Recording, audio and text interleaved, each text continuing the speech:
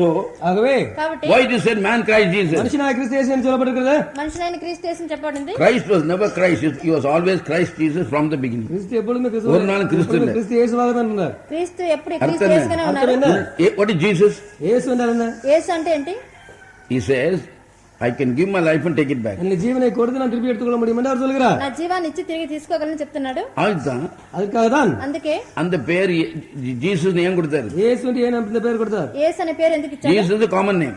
இயேசு Jehovah Savior. Jehovah ரட்சகர் என்பது அது அர்த்தம். Jehovah means యెహోవా రక్షకుడు అని అర్థం దానికి.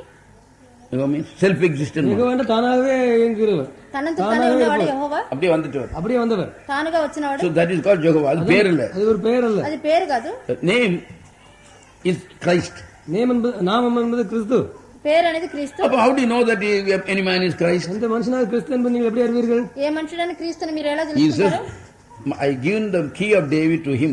தாவீதின் திறவுகோலை அவனுக்கு கொடுப்பேன் என்று சொல்லியிருக்கிறார். దావీదు తాళపు చెవి అతనికి ఇస్తానని No man can చెప్తున్నాడు. open when he shuts and no man can shut when he opens. அவர் பூட்டினால் ஒருவரால் திறக்க கூடாது, அவர் அது பெரிய திறந்தால் காரியம். போட முடியாது. அது பெரிய காரியம். అతను మూసినప్పుడు ఎవరు తీయలేరు, తీసినప్పుడు ఎవరు మొయ్యలేరు. చాలా గొప్ప Only one కార్యం. man can open and it will be open. ஒரு மனுஷன் திறந்தாலும் திறக்கப்படும். ఒక మనిషి తీసినప్పుడే తెరవబడుతుంది. These revelations cannot come to you fully unless you love Christ. இந்த கிறிஸ்துவை நேசித்தால் வழி இந்த வெளிப்படுத்தல் உங்களுக்கு முற்றிலுமாக கிடைக்காது. ఈ క్రీస్తుని మీరు ప్రేమించితే గానీ ఈ ప్రత్యక్షతలు పూర్తిగా మీకు దొరకవు. That is why the people try to take that love away from Christ, so you blind and get the sight. ஆகவேதான் ஜனங்கள் கிறிஸ்துவனுக்கு உங்களை அன்பை எடுத்து போட முயற்சித்து அதனால நீங்க குருடாடி விடுகிறீர்கள். క్రీస్తు ప్రేమను మీలో నుంచి తీసివేసి మిమ్మల్ని గుడ్డివాళ్ళని చేయాలని మనుషులు ప్రయత్నిస్తుంటారు.